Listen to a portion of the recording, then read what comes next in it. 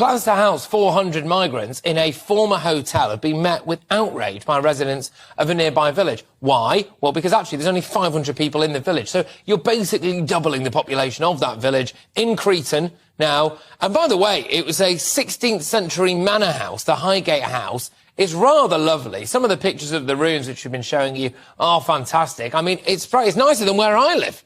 Is it? Although that is a low bar. Joining me now is GB News presenter Nigel Farage. Nigel, thank you very much. There you are. Good stuff. Well, we'll preview what you've got coming up on your show. But, I mean, this is just ridiculous. It's going to be an entire village now. The demographics of it changed irreversibly, one would imagine.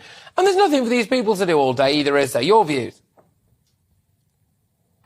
Well, you know, this is the first really high-profile, lovely rural location like this we've seen.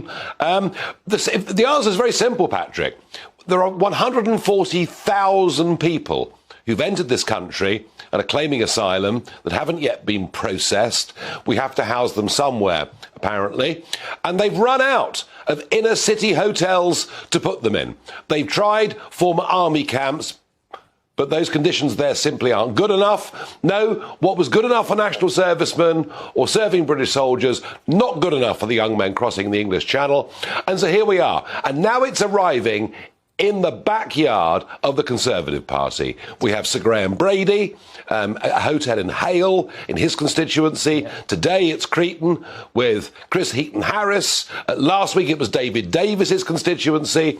And given that the estimates are that somewhere between 50 and 100,000 people will cross the English Channel this year, unless the PM has the guts to act, one of these sites is coming to a hotel near you very soon.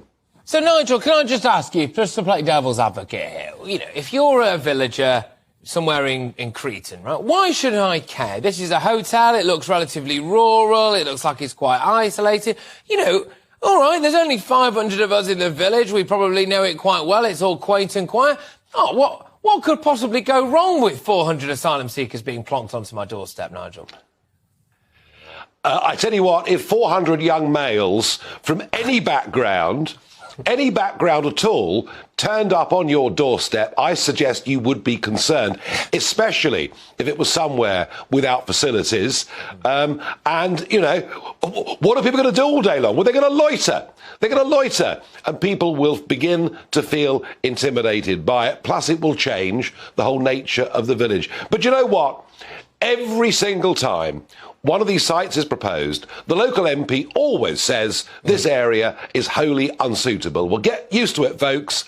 All the while we have a Conservative government, this is our future. Not that I'm suggesting Labour would make any difference. No, they wouldn't at all. Nigel, look, thank you very much. You're going to be on a little bit later on. Obviously, you're already in the studio. There, what have you got coming up? Quick preview for us? Well, we're going to discuss clearly what's happening in Cretan, because there is a big public meeting beginning at 7 o'clock tonight, so we'll go live to Paul Hawkins, our reporter, who is there.